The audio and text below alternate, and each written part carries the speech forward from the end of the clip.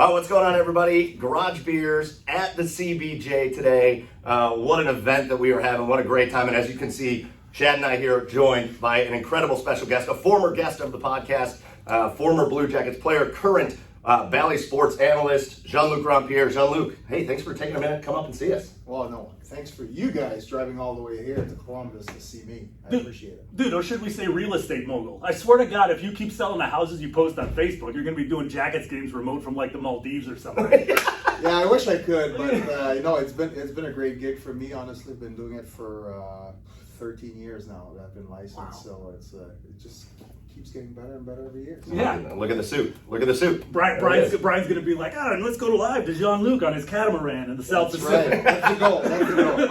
That'd be fun. Right. Yeah, we came down. Your wife's from Cleveland, right? Correct. So yeah, made the drive down today, and so how's the golf game been? That's my first question. He's talking about real estate. I want to know how golf's been. Well, I played 2 rounds already this year. So I was on the golf course yesterday and the day before. So my wife knows if it's nice out, I disappear. So I had the chance to play. Well, I had 9 holes each time, but the game is coming along okay. It's not great. I haven't putt yet because the greens are not even open, so they get the pin in front. Yeah. But it's just nice to get out there and walk the course. So do you give yourself gimmies easily? Well, there's plenty of gimmies because literally I'm not putting. Yeah, exactly. I'm sitting near the cup, pick it up, walk to the next one. You know, call that one good. Yeah. That one's fine. That was good. It's all par golf right now. Yeah. Yeah, I like how you said you've done it twice this year, and then you listed the last 2 days. Just you're on a roll. Now we're on a streak. Yeah, exactly. Now this is a streak. We're on pace. I've been doing the simulators. You ever do the simulators? You know what? I have. So a bunch of my clients happen to have installed simulators in their theaters or basement and stuff like that, and they keep inviting me, but I have not done it yet. I've done it before, like in the past, but this year I did not do any simulators. Ah, man. I always have trouble with those, like, because when you putt into the simulator, you just can't get how hard you should putt into them right, and then it just goes past it. I don't know. Same thing, gimmies. All right, so let's talk a little bit of hockey. Obviously, we're coming up here for the Blue Jackets trade deadline coming up. The season's been kind of fun. They started great, right? Yeah. It was a great start to the season. They went through that lull where it felt like they were getting hammered like 9-1. Like it felt like they played the Florida Panthers 17 straight times. Yeah. And they were just getting crushed every time. And then recently they've kind of figured it out. Now the goaltending has been trying to figure it out, and the last game was a little bit more rough, but the Jackets have been pretty fun lately. Just kind of your impressions of how they've been playing lately. It's been fun all season long, really. Yeah. Because strong start, like you said, and then even when they were losing, it was 7-6 and 8-6. And as a coach, as a former defenseman, as a beer league goalie, I hate that, right? I don't enjoy the high scores, right? But as an analyst and having to cover the games and seeing the excitement in the crowd, I'll take that any day before losing 2-1. I'd rather see you lose 7-6 than 2-1. And the one thing the Blue Jackets have impressed me with this year is like the amount of goals that they've been able to score. I didn't see that coming. Yeah. We came into the season thinking this is going to be a strong defensive team, good goaltending, and then I think the goaltending been below average or what they expected to be. But the goal output offensively has been great. So it's been fun. Yes, the result, you want to see them win more than lose. Sure. But at least it's been a lot of exciting games. Yeah, now we talked about, Mike just mentioned the trade deadline, and we've talked about it on the show before. They're kind of in a weird spot because they're not necessarily a playoff team, but they're not bad enough to sell the farm and go for prospects. So I don't know if GM Jean-Luc Grand-Pierre right now, where do you go from here as far as do you just kind of keep status quo and wait for those prospects to come up, or is there a deal out there that you think can be made? I mean, there's always deals that can be made. Sure. It's all depending on what is it going to cost you. For me, I always look at UFAs, right? So this year would be Korpisalo, Dean Kukin, and Max Domi, right? They can be unrestricted free agent. So basically at the end of the year, they can walk away, go anywhere. Yeah. To me, if you're not a playoff team, you have to seriously consider moving these guys. So I wouldn't be surprised if 1, 2, or all 3 of them are gone. And then you get some kind of assets, whether it's a draft pick, a minor leaguer, or like a legit NHL player, because some teams are willing to let go of a younger guy to have some experience if they want to pick up a Domi or a depth guy like Dean Kukin. But it's really quiet. You hear around the league about all the trades, and you don't hear Columbus enough. And Jarmo being Jarmo, nobody saw the Brandon Saad for Panarin trade. Yes. Nobody really saw Dubois for Laine coming. We Cam. knew Dubois was going, but nobody.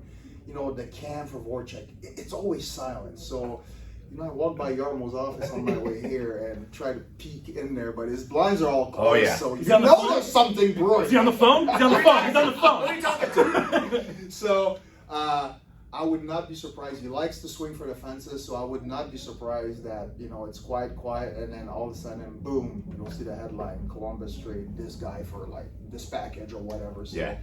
always keep, your hopes up with Jarmo, because when it's too quiet like that, it means something big's probably going to happen. Kind of makes it, when you think of Columbus, people obviously there's all the talk about Columbus not really a hockey town, a mid-market, but that's kind of the perfect GM for a market like this, isn't it? It really is, because I think a lot of eyes and ears are away from Columbus directly, as far as insiders and all these guys that talk to the GM, and Jarmo likes to keep to himself. Yeah. And I think it's a great strength. He's not a GM that's going to put names out there just to stir the pot. He stays really quiet and then makes the phone calls, and then boom, next thing you know, it's like, wait, what just happened?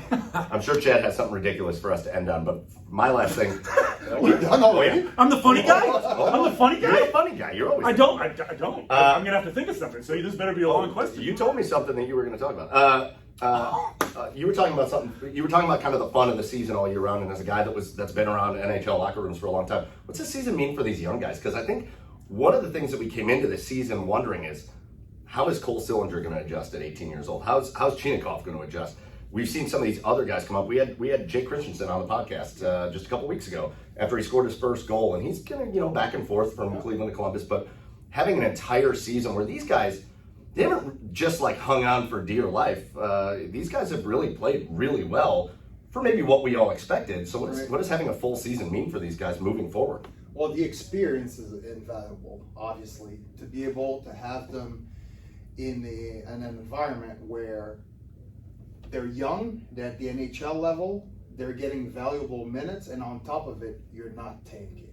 Yeah. Because, you see some teams that have all these young 20, 22-year-old, and they're 10 and 72 at the end of the year. And it's yeah, they're at the NHL level, they're learning the grind, but they're losing their confidence, their fun for the game. To be in a season where you're realistically 50-50, right? 50%. Right. So I think it's a great thing for Chinakhov, a great thing for Sillinger, and I think Christensen, his time is coming soon. I like the approach with him. Get him to play some big minutes in Cleveland, and he's going to be NHL ready. If it's not next season, it's the one after.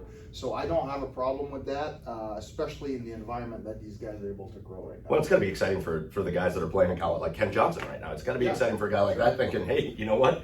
When it's my time next year, this team is not afraid to bring me in and put me out on the ice. Exactly, and sometimes as a young guy, you come in and everybody wants to win, of course. But if a Cole Sillinger comes in to Tampa or to Florida this year, he's in the minors. Yes. He's learning the minors because at the NHL level, his minutes going to be 3-4 minutes a game. But why even have him there? Being in Columbus, you get bigger minutes, obviously, but you're still not the number one center where you're being exposed and your confidence is crushed. I was giving Jake the business, but on our interview, I said, what's life like for a guy that can go up or down at any moment? Because I was like, is your apartment fully furnished? Like, Totally insulted his apartment. You live on I'm like, oh my God, why did I say that? The ladies are watching this chat. I know. All right, so, I guess something a little goofy that Mike was talking about. I just remember last time we had you on, you said, mentioned something about how you have a pair of Muhammad Ali shorts. Correct. And you're, again, What? big time real estate guy. Are you coming up with any more memorabilia? Did you actually buy a race car yet?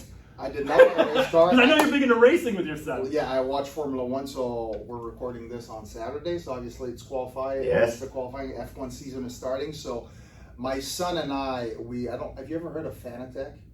Yeah. So if you're into racing, Fanatec. So they do all the simulators for the race car drivers. So my son and I, we both have a set up in one of our bedrooms upstairs. So we call it the racing room now. So we're legit like all in on Yes. Wait, are you? I did not buy a race car, but we have 2 simulators. You're in each of it's in each of your bedrooms, so you're No, not in the we're same right room? next to each Oh, other. okay. We got the chairs, the TVs, everything set up.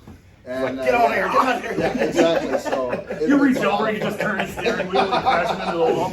Oh no, it's too intense, but yeah, it's really fun. I love it. Yeah. Well, listen, Jean-Luc Grand-Pierre, you got business to do today. You got to get on screen for Valley Sports. We really appreciate you jumping up here, joining us, reconnecting with us, and we'll talk to you down the line. All right, thank you guys. All right, back again here. Again, it's the Garage Beers podcast and the Columbus Blue Jackets Day on this beautiful March rainy Saturday. But the Garage Beers podcast is taken over here at Nationwide, and we are very excited now to be joined by another special guest from the broadcast side of things. You know him. You're going to know his voice. He calls all the exciting action for Valley Sports on the TV side of things. It is Jeff Reamer. Jeff, thank you so much for joining us here today. My pleasure. Thanks for having me. Oh, God, the voice just goosebumps right there. It just was right there. Just, Yeah, You guys are too kind. I have to close my eyes, and I just know it's a Blue Jacket game if I hear that voice. I don't know. Chad was doing some pretty good impressions of some of his favorite calls. Oh, I did. Yeah, I mean, obviously everybody imitates the Rick Nash goal from from Arizona, but I guess I wanted to start off, Jeff. Here, you started here 2005, 2006, right? And so, I mean, you've seen a lot of Blue Jackets hockey, and it seems like every Blue Jacket hockey team is different from year to year to year. How does this team compare to teams that you've seen in the past? Well, if you're talking about earlier on in my career, for me, these guys really like each other, and I think it really comes through on the ice. And in those early years, obviously, was a little difficult. I certainly enjoyed the years with Nick Foligno and Brandon Dubinsky, the year that the Blue Jackets finally made the Stanley Cup playoffs. That was terrific. I thought this building was going to come down when the Jackets won their first playoff game. Of course, it was Foligno, Dubinsky tied the score, and then Foligno got the game-winning goal. So, again, this team right now, all right, and they're being built for the future. Yet I think they've exceeded all expectations this season, and I really believe that they're coming together as a group, and I think better days are ahead. In fact, they've exceeded expectations to the point up until this last game, they were still very much in the playoff hunt. It's going to be difficult now. Washington, as we sit here, is 15 points ahead. Jackets have a game in hand, but I'm telling you, in the not too distant future, as early as next year, this team is going to be knocking on the door, not only for a playoff spot, but we want to see them advance throughout the Stanley Cup playoffs. Well, and you talked about that, and I think if you would have told any of us before this season started, especially coming in, some of the moves that got made, they brought in some young talent, but you had 18-year-olds that were going to be making this roster. If you would have told any of us that this Blue Jackets team was going to be sitting in the 9th spot in the conference, just knocking on the door, basically, of the playoffs, I don't know that anybody would have believed that. Nobody expected it, including people within the organization, management, etc. But I think we have to give some of the credit to Brad Larson. I mean, Brad's a first-year head coach in the National Hockey League, formerly coached there in Cleveland with the Monsters, sure. And he's just done a terrific job. And I really believe he should get some of the credit for the development of some of the younger players. Now, we only have a short time with you here, Jeff, so I do want to ask you about something. A little birdie informed us that you used to have a syndicated radio show with Mr. Davidson. Yeah. What is that story? Well, I was in Florida with the Panthers, okay. And JD was still broadcasting for the New York Rangers. John and I go back to high school. I moved out west from Toronto, where I was born, to Calgary, walked into homeroom in the 10th grade. First guy I met was John Davidson. We've been great friends ever since. Look at that. And taking it a step further, John was an outstanding goaltender. And of course, he was the highest, when he was drafted in the National Hockey League, he was the highest player drafted at his time. And we obviously had a love for hockey. I wanted to be a hockey player. I wasn't good enough. In fact, John, to his credit, invited me to come out and try out for the AAA program. I'm the first player in the history of AAA hockey to be cut before practice started. And of course, you guys are laughing now. You should have seen John Davidson that day. He was bent over and banging the goal stick. Fast forward, we're both in the National Hockey League.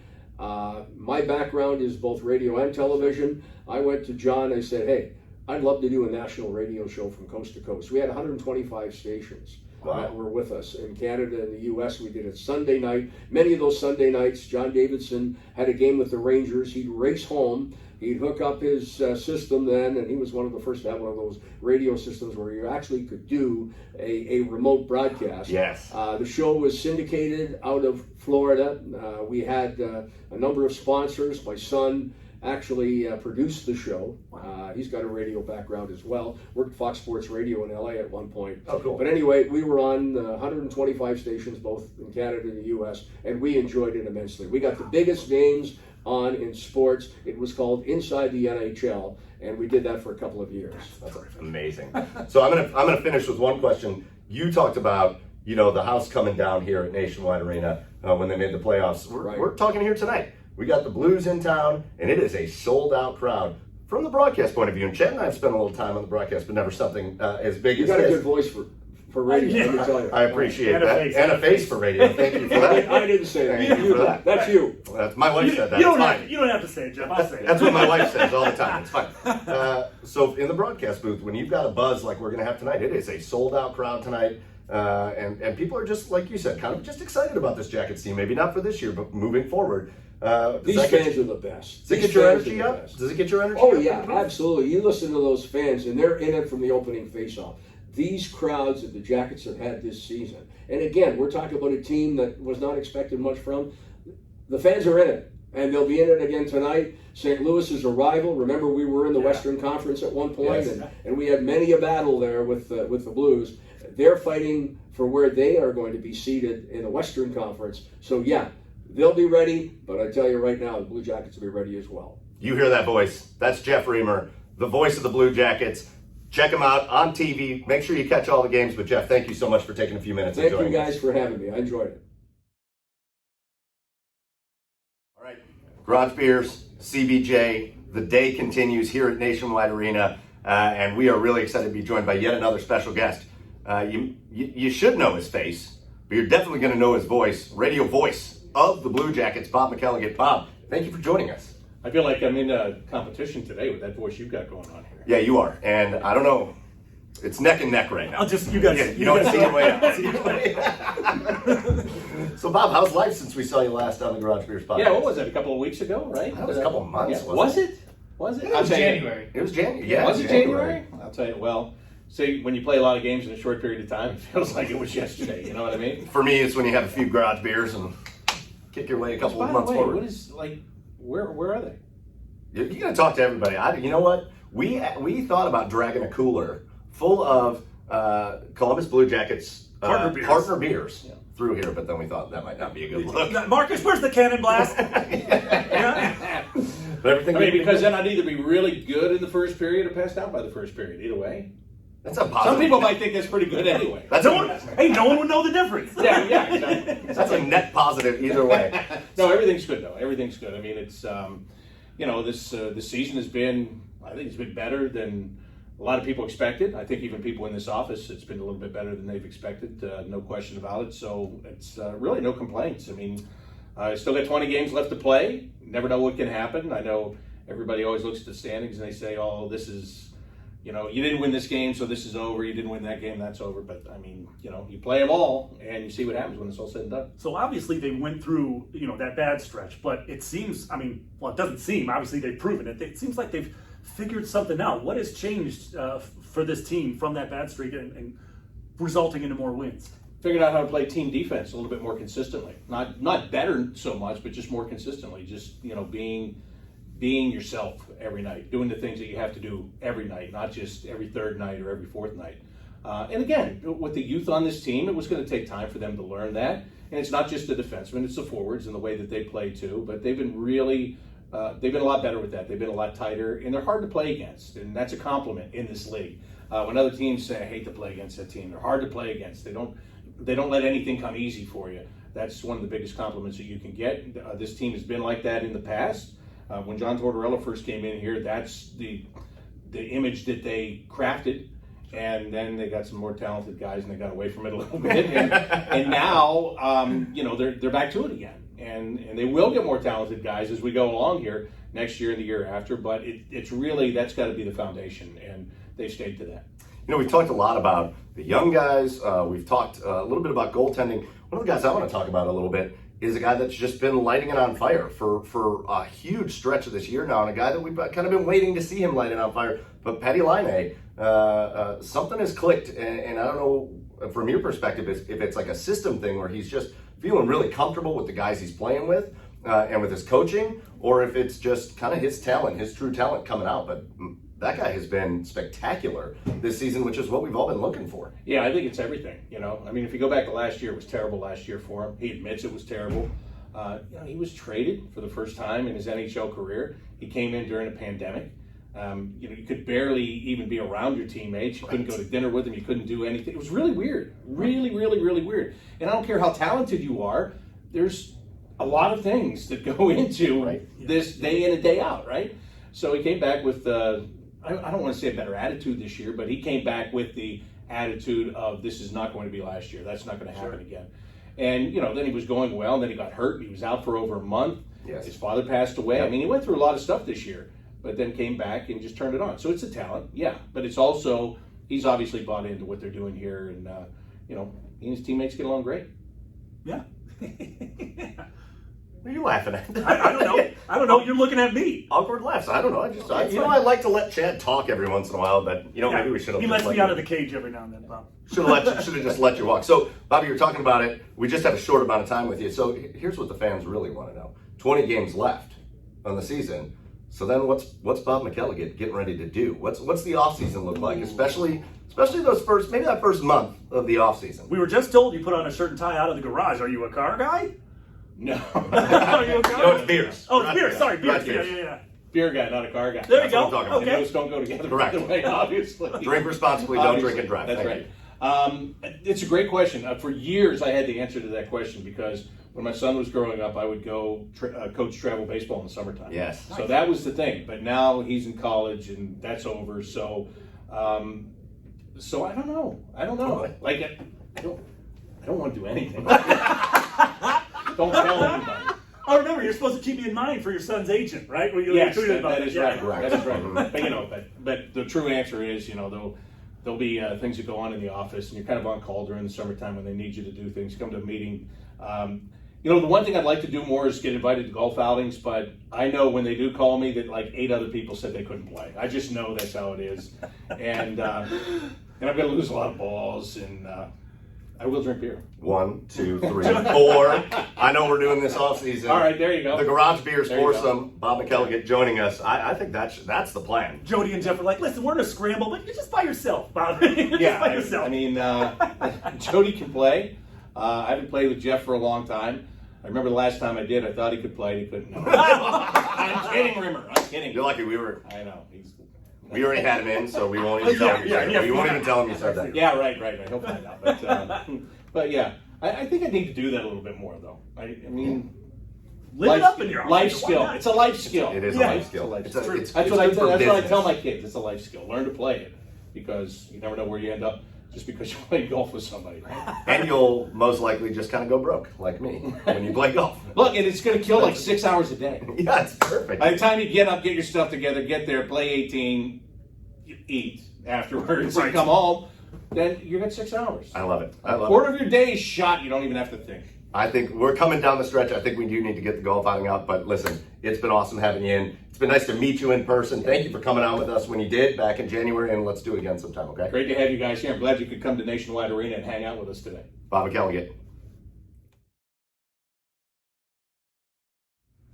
All right, back at it again. Garage Beers Podcast at Nationwide Arena, taking over for the Blue Jackets, and we are so excited now to be joined by our next special guest.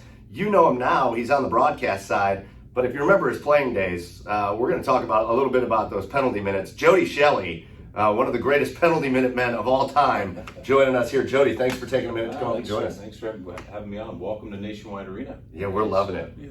Call the For a segment good In one. the Sin Bin with Jody Shelley. Oh, right. Penalty minutes with Jody Could have Shelley. done that for sure. So one thing we talked about when we had you on last time, and we want to know if there's been any progress made on this. We talked about Enforcer Conference, the Enforcer Conference, where you guys were all, like the convention, you guys were all going to get together. Yeah. Because you guys are actually turn out to be like the nicest people. Have we made any progress on the Enforcer Convention? There's a lot of guys that are in broadcasting, so we get to see each other now that we're out and about. But no, we have not actually decided to get together. But when we do see each other, it's always very respectful and exciting conversation. But we can continue that conversation for sure. I mean, it would be bigger than the Arnold Classic. Am I right? Have a break here? You want this? I don't know if anything's that big, actually. Yeah, right. Can we get a statue of you flexing next to Arnold over That the would be convention ugly. center? That would be pretty. That would be something you would not want to see. So Jody, after a couple of years of just kind of craziness, right? Finally things are starting to feel like they're a little bit back to normal. Yeah. You guys, you're able to kind of get down around the team a little bit more. We see you down between the benches down there, and you're actually able to get out and travel. Does it feel good just to have life getting back to normal a little bit? Well, yeah, I think we're all in the same boat. There's still areas that's dragging, and people are getting used to, I think, not showing up and doing things the way we're used to, like you guys are doing right now. This is great. Yeah, I mean, one of the perks of this job is you get to travel with the team on the team plane, stay in the team hotel, be around the players, kind of really get the story that's happening behind the story. So yeah, Zoom was great. Being at home was nice, but being able to be involved in the team, I think it's a real important aspect for our job. And I know when we talk to guys that are in the studio, they always have that little bit of that they don't. There's a void there. Because it's they don't get to go to the games, and the live action, what we watch every night, especially with this team with the Blue Jackets, and especially here at Nationwide Arena, you cannot even come close to trying to make that happen without the fans, without it being around the team. So it's been awesome to be back. It's something we missed, and I think the players enjoy it too because they understand we tell their stories just like you guys do. So once you're face to face, it's completely different. Yeah, I mean, now I noticed you were in the, you're in the booth, but I noticed you've been in between the benches for a few games. Yeah. You got to revel in that, being a former player. You know what? It's awesome. I got a great mix because on the road I'm upstairs with Jeff, but at home I'm between the benches, and you forget how fast, how hard those guys compete, how much goes into every shift, the dialogue down there, the cursing. emotion. Yeah. It's incredible. There's a little cursing, yeah. Only a little. There's so much going on down there. And yeah, it's fun. I'm really lucky to be down there standing pretty much on the ice for every game. Yeah, our thought process for this interview was that we were all going to smash into that little box with you. Yeah, we could have done that, but it's pretty tight. Turns out we've got this beautiful We have office. to be in a line. Right. Hey, Jody. So, one of the common things that we've talked about with this team is there's just this aura here of positivity in this building. And I don't know that anybody saw it coming, right? They made some moves in the offseason. You lost some fan favorite type players. You lost some really talented players. You brought in some talented players, and there's this youth movement that everybody's talking about. But everybody that comes in here is positive. And I think it's primarily based on the fact that even though they're probably going to wind up on the outside of the playoffs looking in, they're still way better and way farther ahead than anybody anticipated. So, has that just made coming to the arena and being with the team just more fun? You know what it is? This team and organization, and when you look at Brad Larson, he was here for 7 years as an assistant coach, so he understands the city. He understands how this team is supposed to play, and they're supposed to be hard to play against. He's got the players to do that, and you're right, we are surprised, but you have guys like Werenski, you have Peak stepping up, you have great goaltending, and then you've got guys like Cole Sillinger, Boone Jenner, Sean Corrali, Bjorkstrand. The whole group understands their role within the team. And I think there are still teams right now at this point in the season that they're not sure what they are. Yeah. And that's one thing that you can rely on with this group is that they're going to try to be annoying. They won't go away. They're going to give it their all every game and every shift. And that's what, as a fan and as someone who watches this team and our fans, you sit there and appreciate what they're doing. So that's where you get the positivity, because you're proud of the team, you're proud of the effort. It's not always the outcome, but and that is not just a soft way to say it. That's exactly what's happening here. And they're going to add more. I don't know when you're going to hear this, but trade deadline here. It's been quiet. Let's see what happens. Yeah, that's what we were hearing before. Usually quiet around the trade deadline. Yeah. Means something's in the works. I would be lying if I said I wasn't trying to peek into Yarmo's blinds. Right. Yeah. But That's why we get along with the Blue Jackets so well. That's though, why Mike. you're in the office. That's why we get along so well. It's a perk. And he said they're annoying and they won't go away. oh, Here look we at are. that. This is great. You got to be if you want to be successful, right? Now, we only have a short time with you, Jody, so I do want to ask you a little bit more about you. You know, some things on the horizon for you. You know, I've heard in other interviews that you kind of are interested in maybe the national level a little bit. You've been getting some hits. Is there anything on the horizon for you coming as far as that goes? Yeah, I think so. I'm doing NHL Network. I do that whenever I can. I go in there, and those guys do a great job with that show. It's our source for hockey around the league, and they do an outstanding job. And you appreciate it even more once you get in there and see the effort. But hopefully with the end of the season here, pick up a couple national playoff series. So that's what I'm looking forward to trying to get. Well, you know what? You're here. We love the fact that you're here. We love that you're a part of the Blue Jackets, and we love that you're a friend of the podcast. Jody Shelley, thank you so much for joining us. Thanks here. for having me, Goodbye. guys. Keep up the great work. I appreciate it. All right, and we are back. Garage Beers, and finally it has happened. The beers are a-flowing. The Garage Beers podcast and the Columbus Blue Jackets. The Blue Jackets, an amazing day they have treated us to so far, and then we're going to see the Blue Jackets kick the living snot out of the St. Louis Blues tonight. Right now we are joined by one of our very favorite people, somebody that's been a friend of ours online for a while, and now we finally get to have her on. She's the Chief Marketing Officer of the Columbus Blue Jackets, Kathryn Dobbs, or as we affectionately call her, Dobbsy. Dobbsy, it's good to have you on. That nickname, I'm so proud. First one? Yeah. No, you're Yeah. not. Seriously, I mean, every good hockey nickname ends with an Y or E or something. Or ER, like it was either Dobbsy or Dobser when I was Well, Daubers, see? Daubers. But, Okay. you know, I feel like you connected the dots on the Dobbsy. You like Dobbsy because for some reason Chad goes into like a Boston accent all the time, so he's like, Okay. Dobbsy? yeah.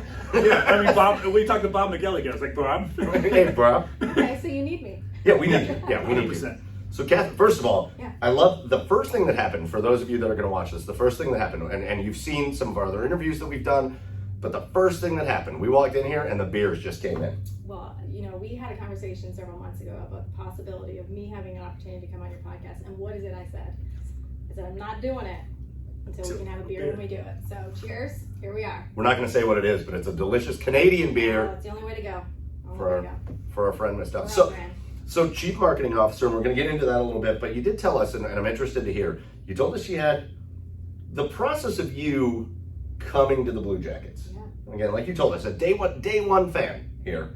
Day one fan, the process of you coming to the Blue Jackets, it took a long time for you to get here, but it's something you thought about for a long time. So what's the story there? I did, and usually the question is, how'd you get here? And I say, I have no idea. Where at? Your guess is as good as mine. Right? So this is actually the second time I've lived in Ohio. The first time I moved here was in 2000, fresh out of college. How does one move to Ohio from Georgia via Canada? Oh. A boy. Oh, Yeah, I know. See? So made my way. boys are the worst. Yeah, made my way to Hope I never Ohio. But that happened to be the inaugural season of Blue Jackets. And so when I moved here and the team was coming to town, I was like, you know, typical Northern Ontario girl, grew up loving hockey, but really didn't have an affinity for an NHL team because I spent so much time in the ranks, my brothers playing and everyone else playing. Love junior hockey to this day. My very favorite thing, and everyone around here will tell you, is the World Juniors. That is my favorite time of year. Love it. Sure. And so I was like, you know what? I'm going to follow this team. And so hopped on board, and my brother, who lives in Waterloo, Ontario, would come down, and we started coming to games in the first season, and we could not get over the experience. We could not get over the fans here.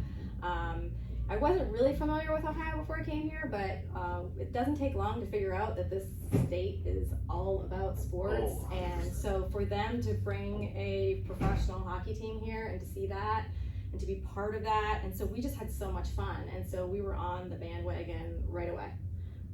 So I followed several years, and at the time I was working for the YMCA and loving every bit of what I did, raising money to help kids and youth programs, and thinking how, man, I don't know why the YMCA and the Blue Jackets don't work together to bring more hockey in the community. And then I just happened to learn one day that the Blue Jackets had a foundation. So 2005, following along and recognizing that this was actually something you could do for a living, I thought, man, you can marry my favorite things, my favorite hockey team, right? And youth work. And so I went online. I filled out the little survey online in case the job ever opened up. And that was sort of it for a while. And I happened to leave. Didn't work out for said boy. Oh, right.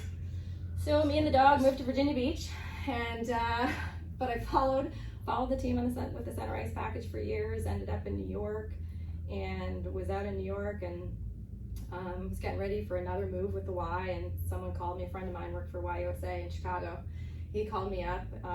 He's a Blackhawks fan. He called me up. He goes, "You're a Blue Jackets fan. The Columbus Y needs a chief development officer." And I said, "I'm a Blue Jackets fan."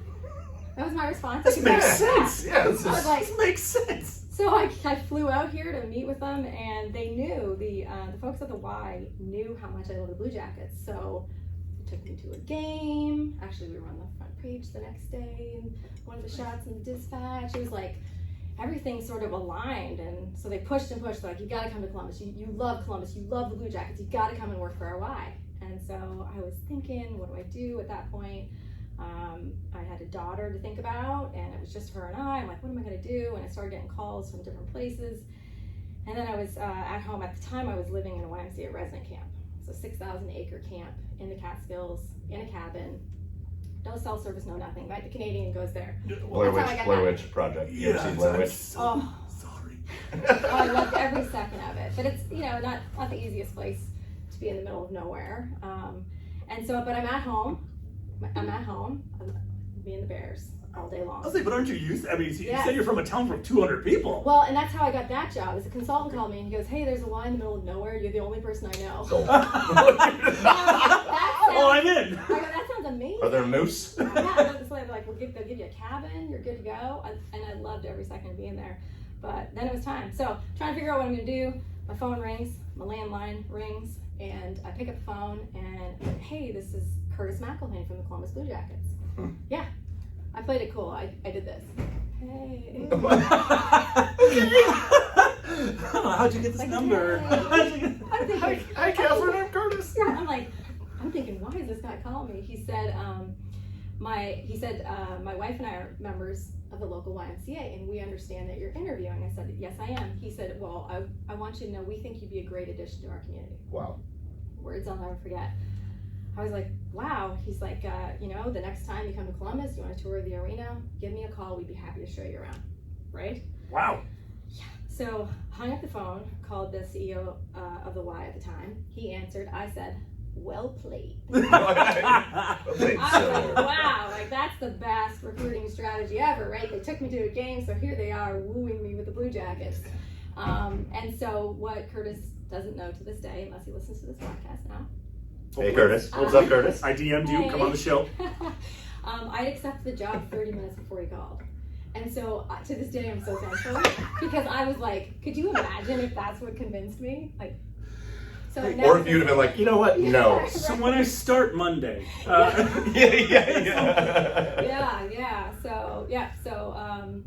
anyway, I came out, started the job here, and it was my first week in town, and the Blue Jackets were looking for proposals for the All-Star Project.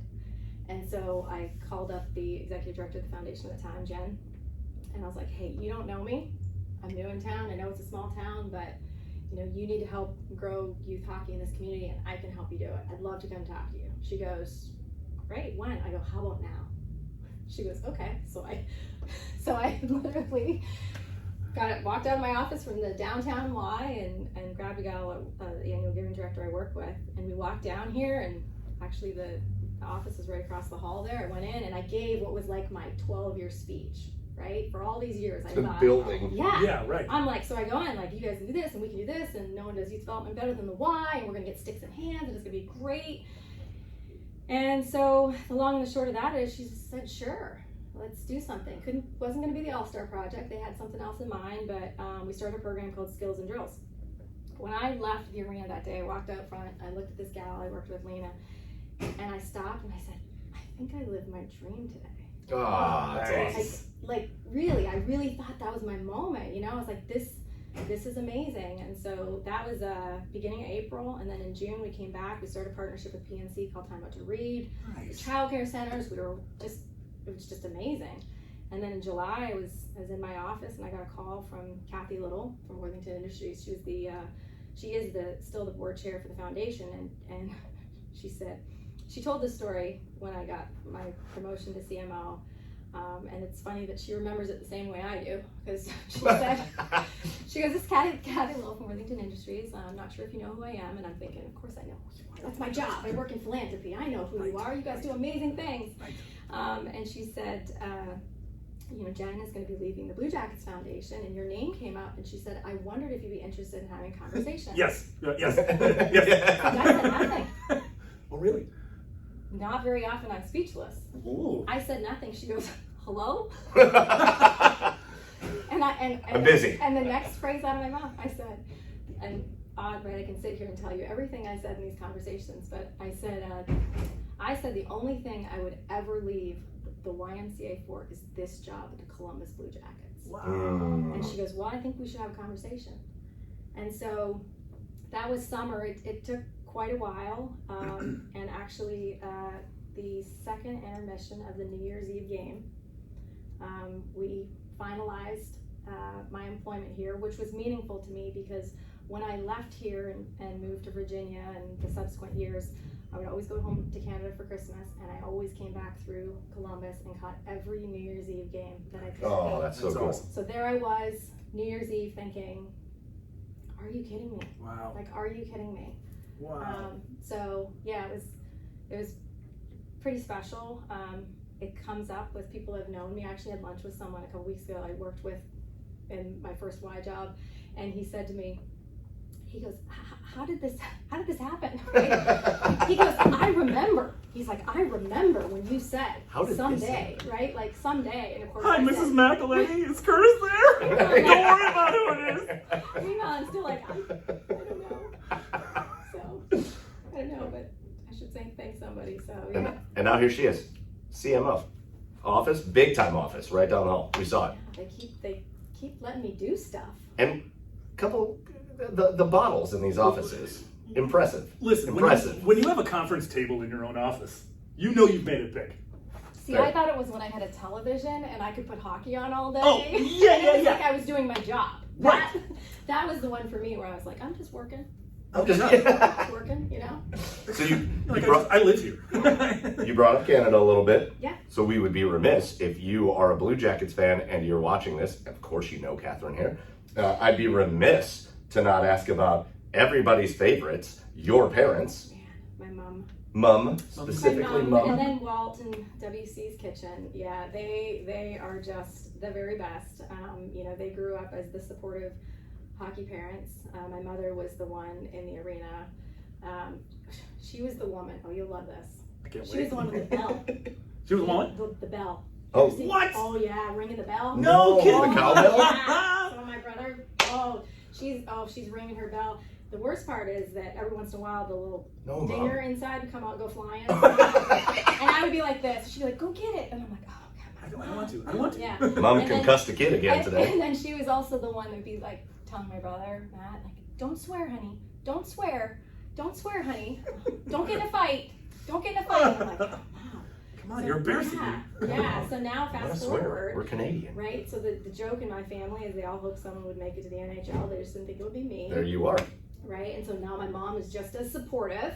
We know this. Yes. Nice. So the Fireball she got onto right away. That was not a problem. Okay. Several years. It's a liquid The Big Red. Fireball, not Alcoholic so Big much. Red. But I'm not gonna lie, the fun took her a minute because she was like, "What?" I was like, "No, Mom." Now she appreciates a pregame ritual and a commitment. So like when Fair. I tell my mom like, "Hey, I said I was going to do this, and if we won," as a matter of fact, I think that preseason game was the St. Louis game, Okay. and I put that tweet out, right? And I was like, "If we win, I'm gonna commit to this." And so, and then of course it kind of took off, and we were having fun with it. And I was like, "Hey, Mom, you like besides Fireball?" And she's like, "What? One tip?" She's like, "I'm not even." I'm like, "Mom," she's like, "I'm not doing it." And then the next day we have a game. Next day we have a She's game. doing it. And she's like, Of course. okay, I want Fun. But that tells you what my family's like. Like when we are in, like we're in. There's like it doesn't matter if you like it. It matters if you think you're doing the right thing and making a commitment and no questions. You just do your part. So speaking of Fund Dip, real okay. quick, I gotta speak on Fund Dip for a minute. Okay, do it. As your job, Do it. Yeah.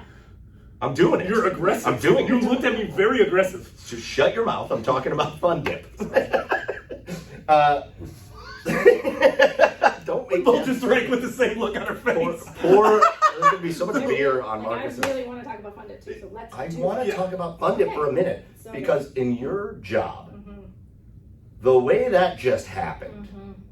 and like it just turned into Fund Dip everywhere. It's Fun Dip. Yeah. You being the chief marketing officer, It's a little embarrassing. why? Or is it embarrassing, or is it like the coolest thing ever that it just exploded Well, like it's that? amazing, right? It's such a great example. I also think it's representative of, listen, it's a tough world out there, right? It's a tough world out there.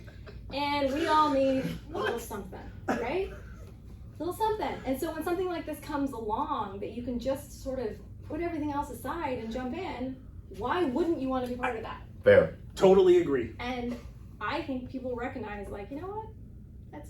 That's fun. Let's do that. And then they share, and then everyone laughs about it, and then it, and then now my mother's like the queen of fun, doing recipes. Recipes. But yeah, so the embarrassing part, I think, is the part where, like, I believe very much I'm a fan first.